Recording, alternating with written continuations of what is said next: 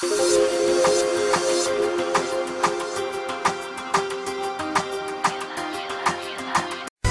evening, everybody. Thank you, Donald. Well, Martin Schulz, and I wouldn't exactly describe him as a friend of mine. He was leader in the European Parliament of the Socialist Group and nearly always used to interrupt my speeches by screaming at me. He then went on to become the president of the European Parliament and then off, of course, to head the Socialist Party in Germany.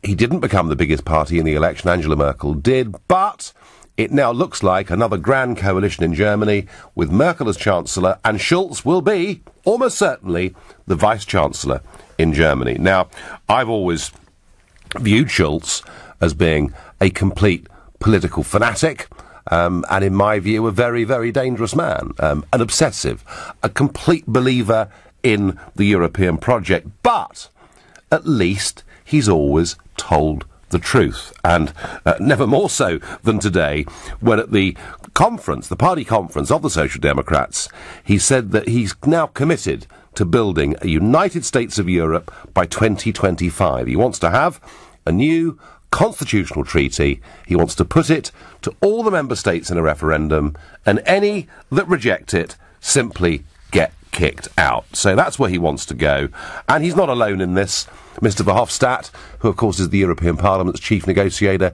he's very much in favour of a United States of Europe. And on the Ian Dale show, we had that great friend of mine, Lord Heseltine, who, when Ian asked him, did he support a United States of Europe, said yes. Hasn't told us that for the last 50 years, has he? He's kept that quiet for the last 50 years. And I have to say that whenever I hear people saying, oh, well, of course, Brexit only won because of the great lie of 350 million a week that was on Boris's bus, I respond to that by saying, actually, for 50 years, virtually every major politician in Britain has lied to us, deliberately, willfully lied to us about the true nature of the European project. They knew way back from the days of Heath that this was about creating a superstate with one government and one currency, and they could never, ever admit it. Goodness me, Nick Clegg, in the Nick Ferrari debate that we did in 2014, said I was a dangerous fantasist for even suggesting a European army. So tonight, Brexiteers, you've got the night off. You can, pour yourself something appropriate, because I really do, seriously, want to speak to Remainers, but not just Remainers from the 2016 referendum. No, I want to go back and include people who voted Remain in the 1975 referendum as well.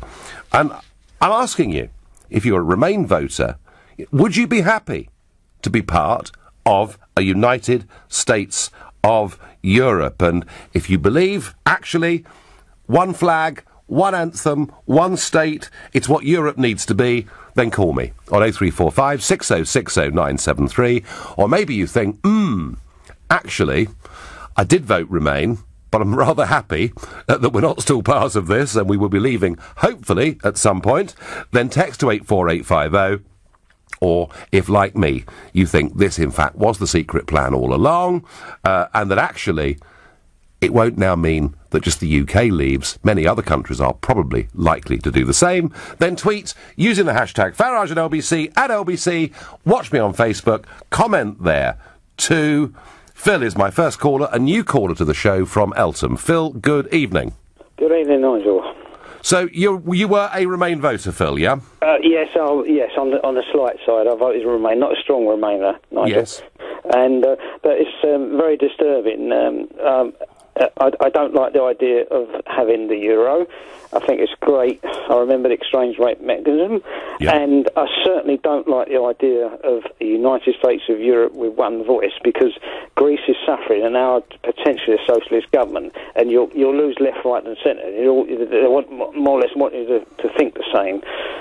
So basically, I wouldn't be happy with those two things. And the euro would be, because of the exchange rate mechanism and fiasco. Yep. I'm glad we've been out of that, and that would be the final straw for me. So, But isn't it funny, Phil? Isn't it funny? Because actually, I've been saying since the early mid-1990s that they wanted to create a United States of Europe. And I've been called, you know, a fantasist, a nutcase, a lunatic, deranged, and they're the things I can say live on air that have been said about me. And yet, isn't the truth of it, Phil, that actually, secretly, they planned this all along and just not told us? Well, maybe you might be right there, Nigel. I don't know, but it's very, very worrying indeed. I mean, you know, obviously the 52-48. I'm one of the people except democracy 52-1. You know, yes. I prefer Remain to be. You know, I don't like soft and hard, but I would be a soft centre. But I certainly, as you say, those three things, you know, it's certainly not good, Nigel. So on balance, Phil, you know, despite the judgment you took last year, given the facts as they're now being presented, given what Schulz has said, given what Mr. Juncker said just a few months ago, on balance, do you think we're now headed in the right direction? Probably, if that was the case, the answer is definitely yes. Okay. Because I use Greece as an example. You know what the foreign minister's like. They are a socialist country in principle, but it's almost like the European Union won't let them have their political views because they have to follow because of the euro and the debt rate. You know? Yeah, so, no. I mean, Greece has been destroyed by being in the wrong currency, and it's a tragedy to watch that nation become a third world country before our very eyes. Phil, I thank you very much for your point of view and your call. Stephen from Battersea, another new caller. Good evening, Stephen. Hi there. So, were you a Remain voter, Stephen? I was, yeah. You were. And how do you feel about this moving on into the open fully and becoming a United States of Europe? Well, I think you're a very clever wordsmith, Nigel. One man who has no authority, apart from being the leader of a party that's not in government in Germany, has instigated this discussion that you're having tonight. I think you're blowing it out of all proportion. Okay. So I think certainly, before you lay into me, I do agree that many people, and always have, in the European model, want this federal system, which not everyone and not myself want. But I don't think to jump to conclusions that this is now somehow the guaranteed policy of all members of the European Union it's ridiculous, to be honest. If it was a federal system, Stephen, I wouldn't want it or like it, but I'd be far less critical of it. This is not a federal Europe that Schulz and others are proposing. It is a centralised, unitary Europe over which the voters have little or no power. If you think of a federal model, I mean, well, take, for example, the United States of America. An individual state in the USA has much more freedom over making its own laws over a whole raft of areas of its social life and its economic life completely separate from Washington. Under the Brussels system that is being developed and is going full throttle as we speak, all power resides at the centre. Why do you say going full throttle? This is. I'm not disputing any of the things you've just said. Again, you're going into it because it makes you sound clever, and indeed you are clever. All right. Well, I'll tell you what then, Stephen. Wait. You just had about 30 seconds, so give me about 10. Martin Schulz, whoever this man is, has gone forward this proposal. It's a headline. It's an explosive headline, and now you're using it to prove somehow that everyone who voted Remain or everyone who believes in some part of the European Union wants the United States of Europe. It's not true. It's not an official policy. And were it to become an official policy, that would be the time for the debate. This is very interesting, Stephen, because in September, I sat not 10 yards from Mr. Juncker, who gave his annual State of the Union speech. All right? And he's the boss man. He is the head honcho in the European Union. While he's in the post, yeah, he is. And he said in his speech that we're to move towards a single EU president, because there are too many presidents and it's too confusing. That member states are to lose their veto over tax and foreign policy. That there is to be a Eurozone finance minister with the ability to intervene in member state economies. There is to be the completion of the European Army, Air Force and Navy by 2025. And I could go on and on and on. It couldn't have been clearer that what Juncker was saying as the boss of the European Union in September was that they are moving towards a fully unified, centrally controlled Europe. Now, and how do they do that, considering there were 28 members, there now are to be soon 27 members? Do you do that without giving any of those members a vote? Is it just Mr. Juncker by himself who gets to decide what he wants when he wakes up? No. So if we had remained members of the European Union, we would have remained with one vote, and that vote would have been crucial. And many others would have had worries about what this proposal that Mr. Schulz is making. So to claim on national radio and on national television that somehow this plot by these secret federalists or people in favour of the United States of Europe is going to somehow encapsulate everyone's lives and force this upon us without us having a say is a complete fallacy. Well, let's try just to stoke resentment. Well, let's try Viviane Reding, shall we? She was the Vice President of the European Commission in 2014. She said, we need to build a United States of Europe with the Commission as the government and with two chambers. What is extraordinary, Stephen, with this debate is, if you're telling me that you're happy with a United States of Europe, you think it's the right way forward, and that the UK either should or should not be a part of it, I'm happy with that. It would never have been forced upon us. That's my point, and this is complete red herring. Well, if you don't, I tell you what, Stephen, if you don't make your own laws, if you don't make your own laws, and your own courts aren't supreme, you're quite a long way towards being a province anyway, aren't you? So therefore, this entire debate is irrelevant because you already think it's the United States of Europe. Is that what you're saying? I think it is a unified, centrist Europe that has already taken away from most countries the basic facets that you would consider to make up a nation state. But I understand that. We would disagree on that, probably very politely. But my point is that you have to be very specific and detailed about what you're discussing. This is a proposal by one man. Perhaps there are another thousand. Come on. It's Mr. Juncker, it's Mr. Verhofstadt. And do you know something, Stephen? When Juncker gave that speech, the big, we're heading towards becoming a United States of Europe, hundreds of them, all around me, MEPs, stood and applauded. These aren't the odd voices off centre. This is now the mainstream view, Stephen, in the European institutions. Can I ask you a question then, not a debate? I'll ask you a simple question since you're in the European Parliament. If this were to happen under the current system, and I want you to say it on live radio, when there are 27 member states or 28 member states, and someone puts forward, as they did in the past, a constitution, can that new rule, can that new complete overhaul be forced on one member if they don't want it? No, and that's why Schulz debate is a red herring. And that's why Schulz, I thought it was very interesting what Schulz said, is there should be a new constitutional convention, a new treaty, it should be put to individual member states in referendums, and anyone that rejects it gets expelled from the club. They couldn't. So that at that point we would have left the European Union because it would no longer have existed. But leaving it in order to avoid something that may or may not happen. Well, I tell you what we are doing, Stephen. Certain people is ridiculous. We're getting off a train that's headed in the wrong direction. That's my view.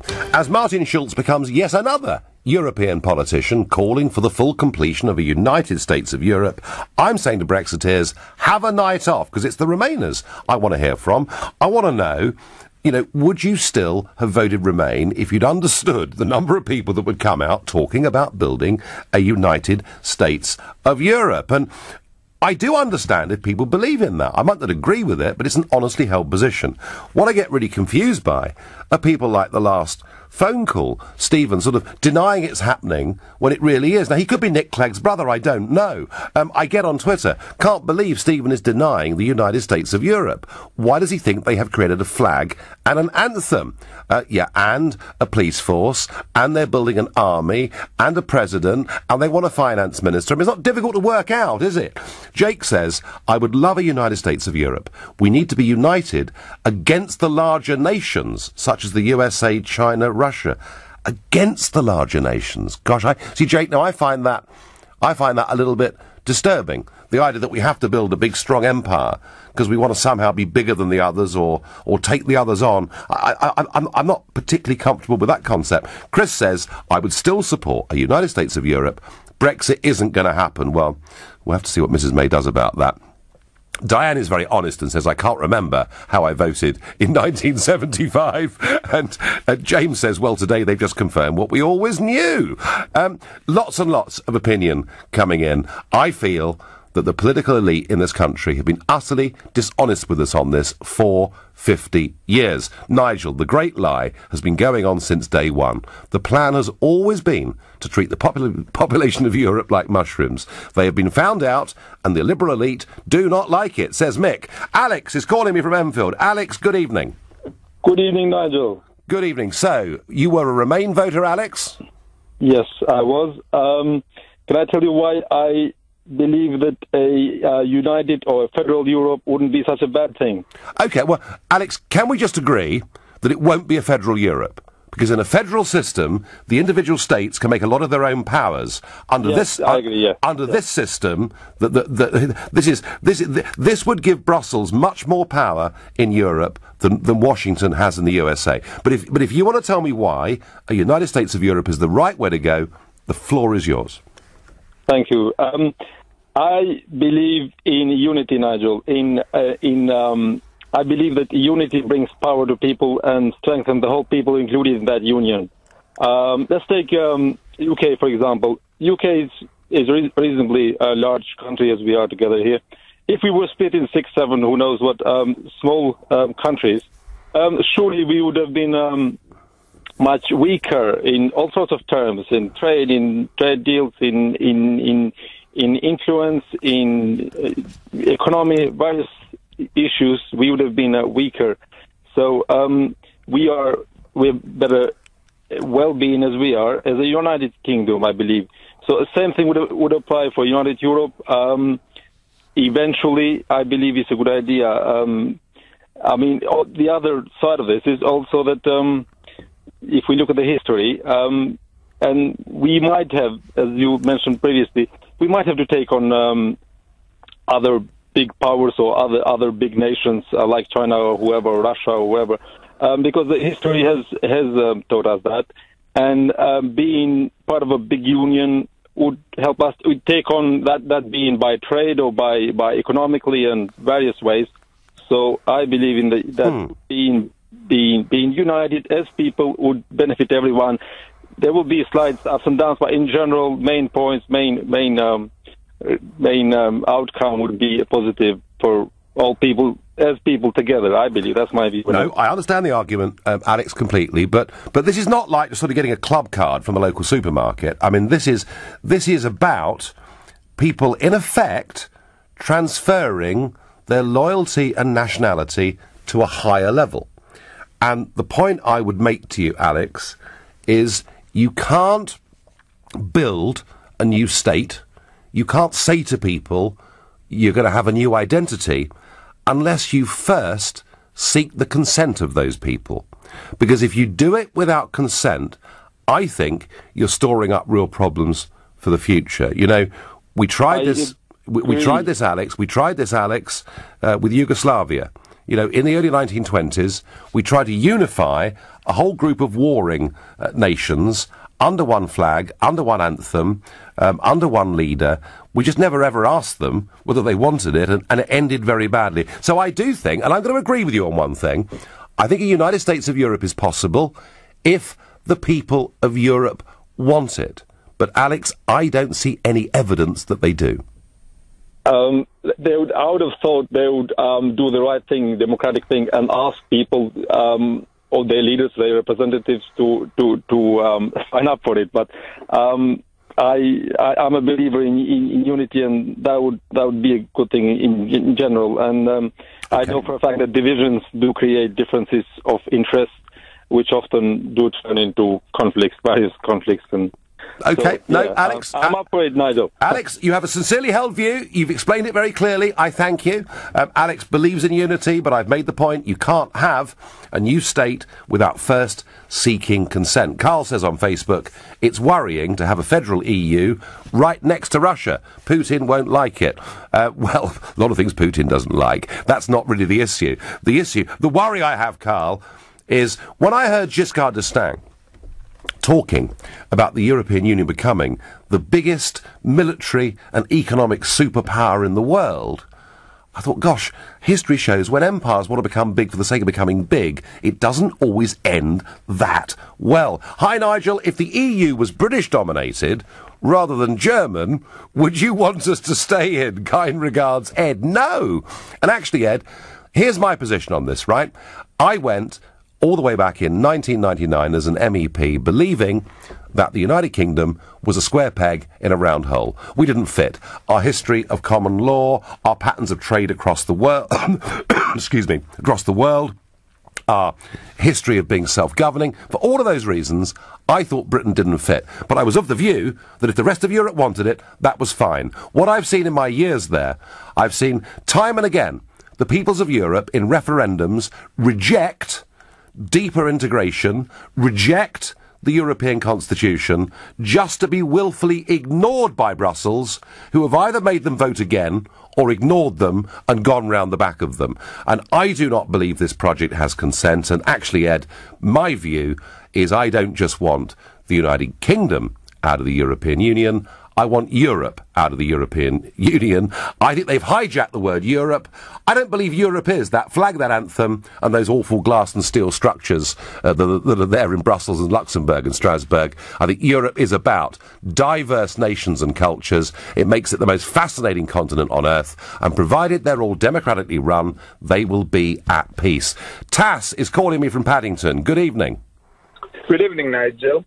I'm a Remainer, and I firmly believe that in Europe, only united we can achieve things. And I'll tell you a couple of points regarding to what you've just mentioned. Yep. Yugoslavia was forced to get together to one country, and once they did, even though they did it under force, they did quite great things. You know, they became an industrialized country. Their economy did well. You know, they did pretty well.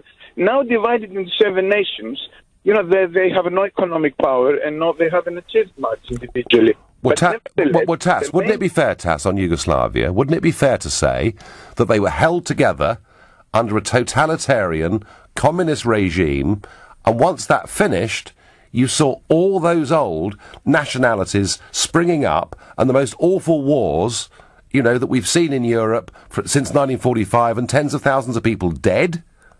This is why I mentioned that they were forced to join, to unite, and that's not a good example. But okay. One little point I want to make, and I would like your comment on this, please. Back in the days of President Lincoln, he said very clearly that he is not going to accept the division of this great country. He fought for the unification of the United States, and that's how they became really so powerful, the number one country in the world.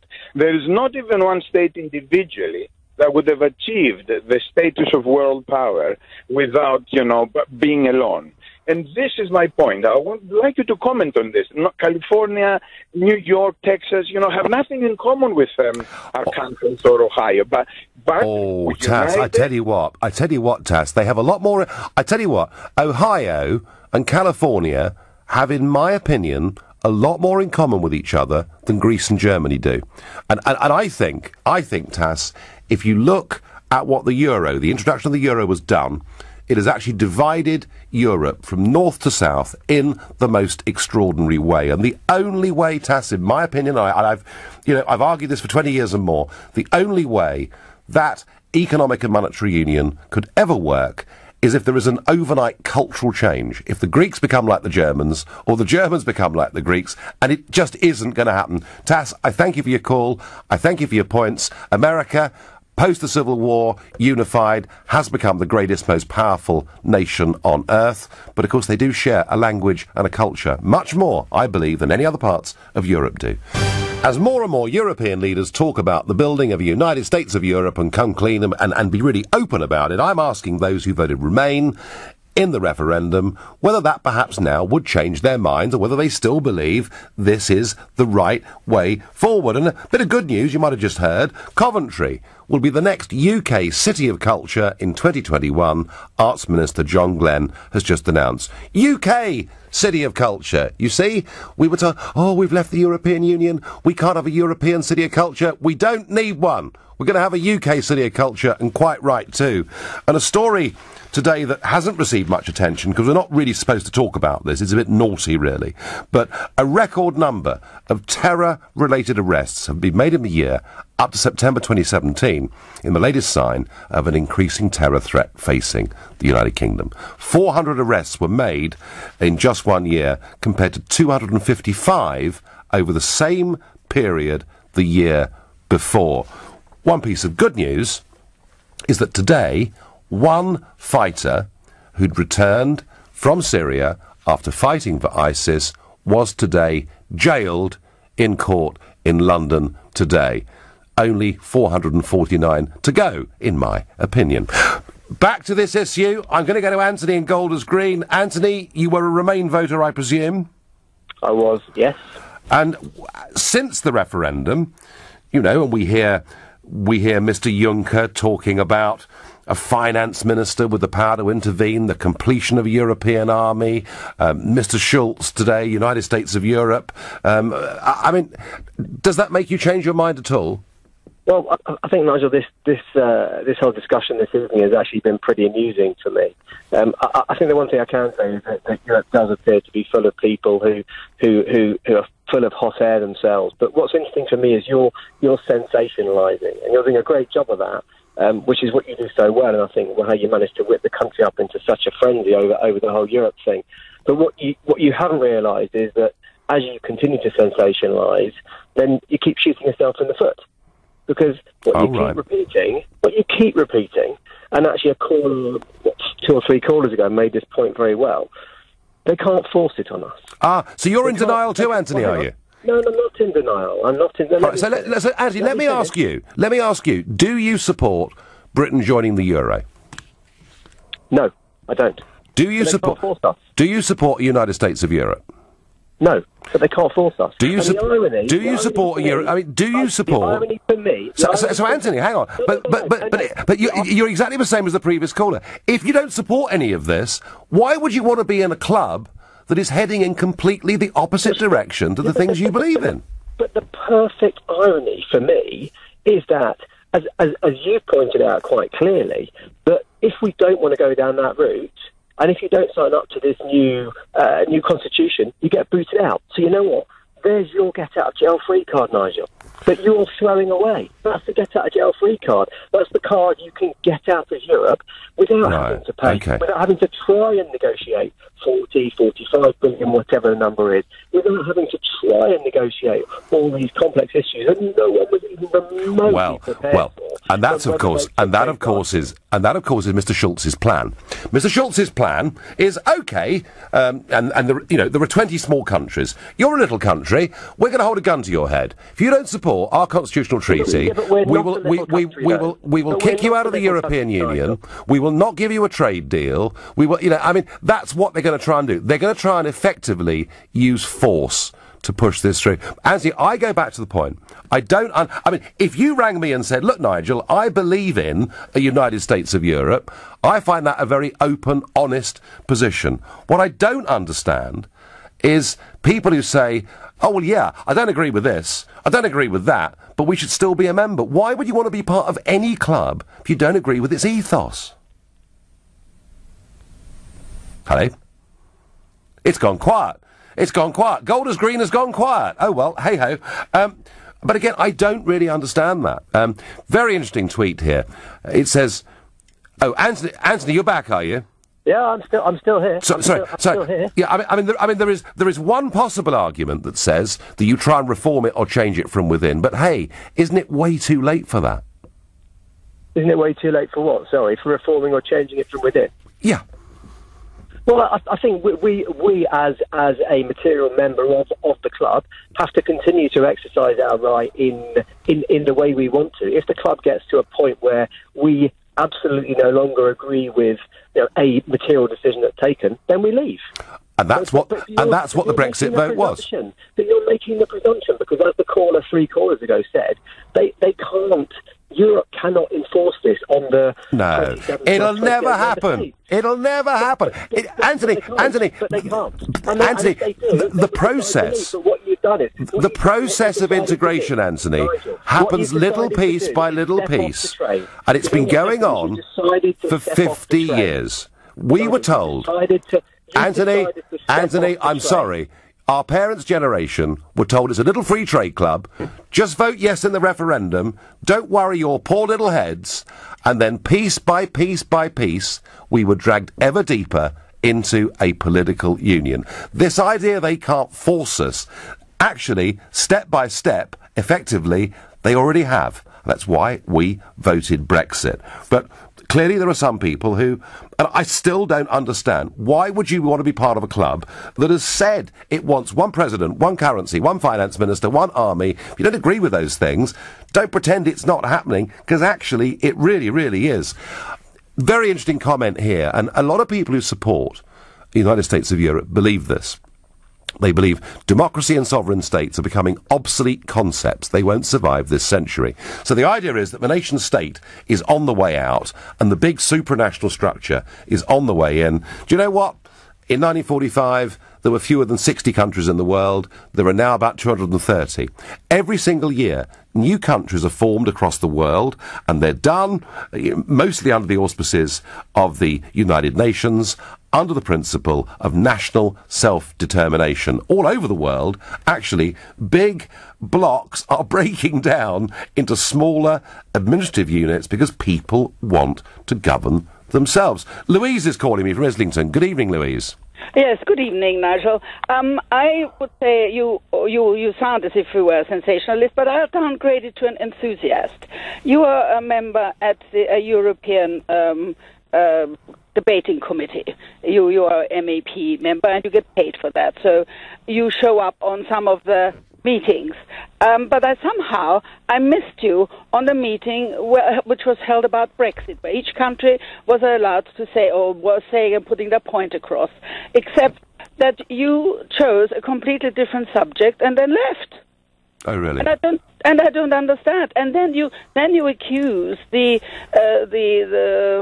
European Committee of doing the wrong thing with Catalonia, when you should have known quite clearly that each state has its own system whereby the European people are not allowed to involve themselves.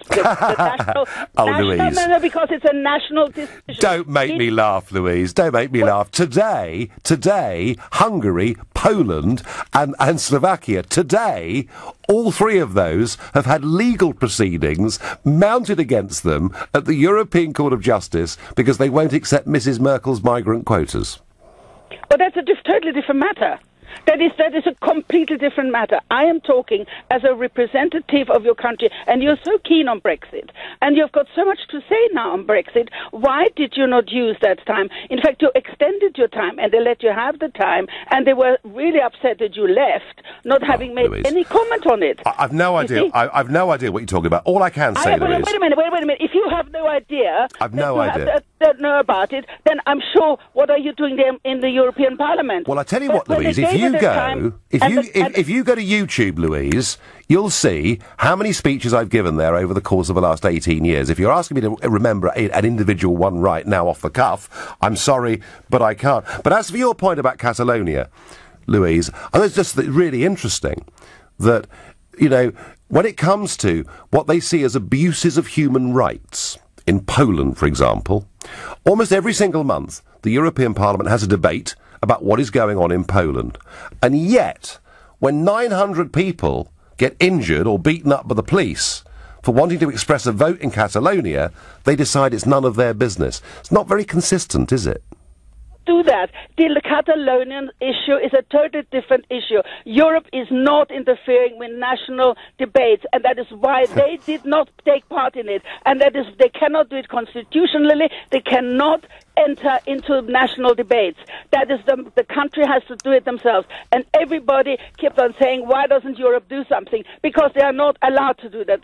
The proportionate distribution about the people who are fleeing is a totally different subject. Why talk about human rights? Should have said something. You should have said something at the European Commission when all the talking member states were all there. Why did you not open your mouth then? Well, I'm not in the European Commission, but Louise, Louise, just quickly, do you support a United States of Europe, Louise?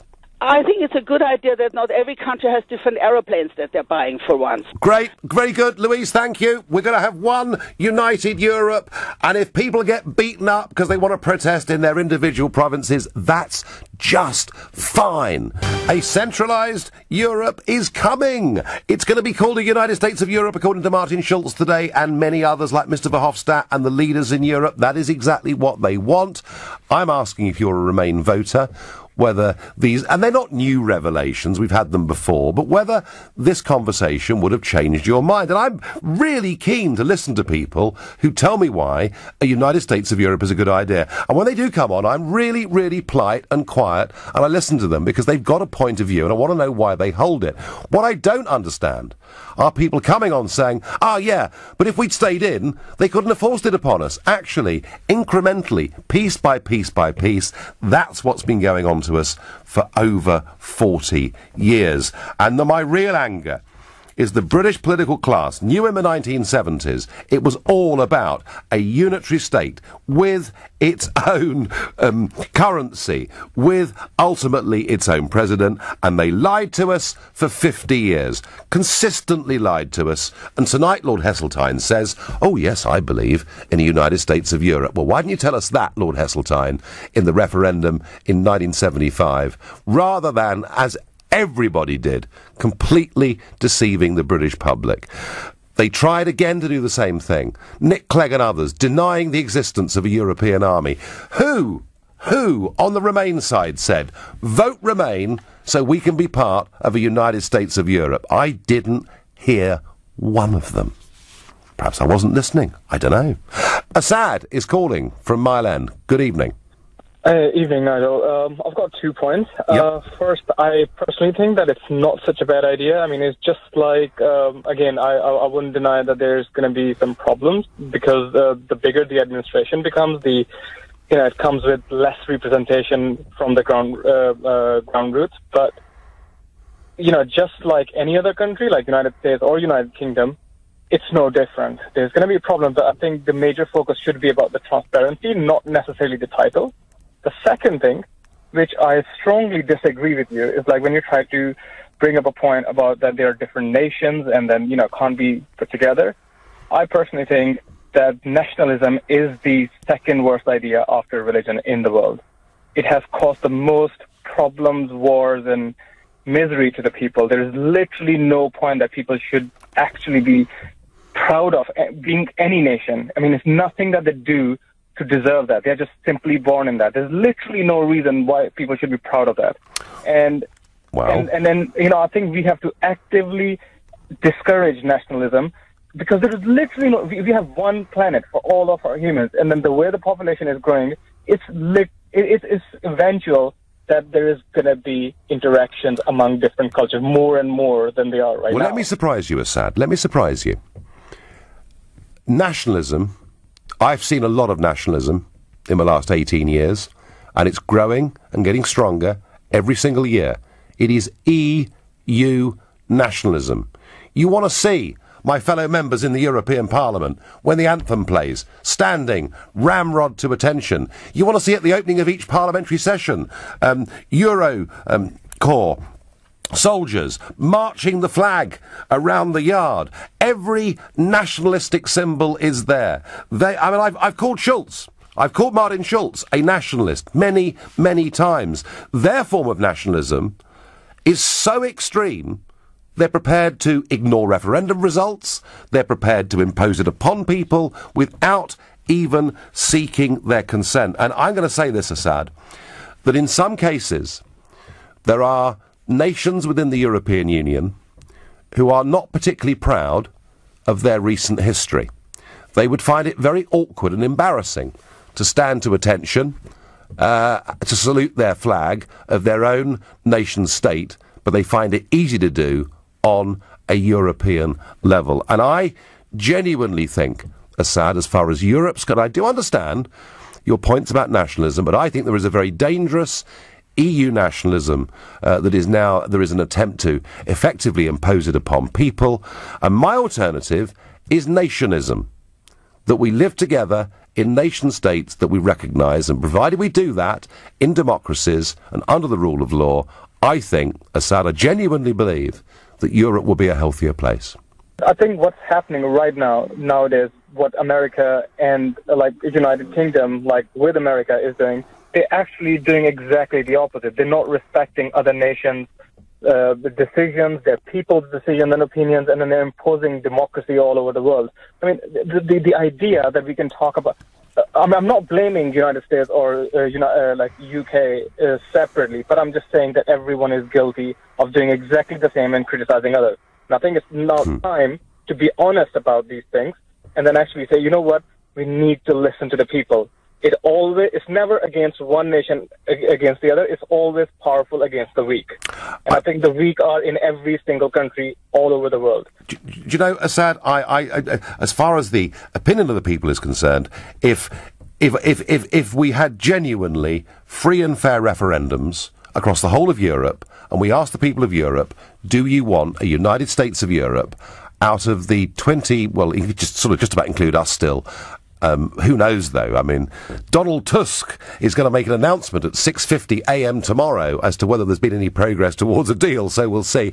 But, Assad, I genuinely believe that if you put that question to each of those 28 countries on a free and fair basis, I doubt more than 2 would vote for a United States of Europe, and it may be fewer than that. And that's my point, Assad, that it may be a good idea on paper, but in practice, I feel the peoples of Europe are simply too different. And the only time it was ever really tried was with the European Constitution, and the French and Dutch rejected it, and that was the end of the process. Assad, thank you very much indeed for your thoughts.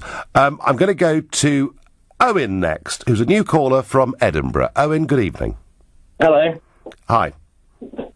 So, what do you think, Owen? Were you a Remainer? I was a Remainer. I wasn't able to vote in the referendum because I was 17 at the time, but right. I was a Remainer. Yep.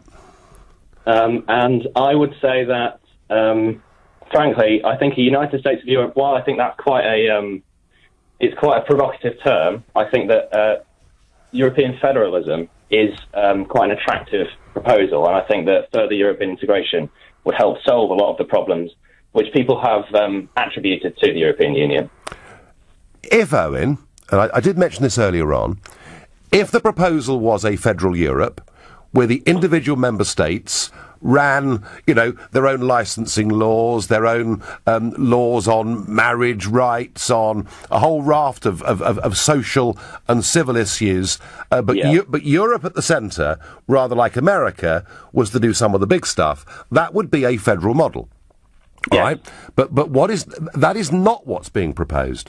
What is being proposed here and what is being built on is a unitary form of government based in Brussels, where the people that actually propose law and the change of law cannot be voted for by electors or removed by electors. So, Owen, if it was a federal Europe model, I still wouldn't agree with it, but I'd be a bit less vehement against it. I just fear that what they're building here actually is a very, very dangerous formula. I understand that, and I think that I'm very pro-European, so obviously you can tell that. That's why I'm calling the show. But I don't think that being pro-EU and having a favourable view of European integration means supporting everything that the EU does at the minute. So I think you and I would actually agree that there are a lot of problems with the European Union. I think that it suffers from quite a shocking democratic deficit in its current form. It does, Owen, but because they had the chance... I think that if it was reformed effectively, and if, say, the European Parliament was given the power to propose legislation, if there were reforms involved in perhaps an elected European upper house instead of just the European Commission acting as an executive, I think that Europe would be much more able to tackle problems. So one of the problems which I think could be solved by further European integration is the problem of cross-border crime. Eurosceptics talk a lot about how terrorist attacks in Europe are notoriously difficult to tackle because people can move across borders within the Schengen zone far too easily. I would argue that in fact, closing off borders and depriving European citizens of the rights which the European Union gives them is not the way to solve that. I would say that the way to solve that is to institute programs like, for example, a European investigative. Owen, we've had Interpol since 1923, I think they were formed. Owen, your point about reform, all these arguments were made at the time of the Great European Constitution Convention back in 2004, and all of those arguments were ignored.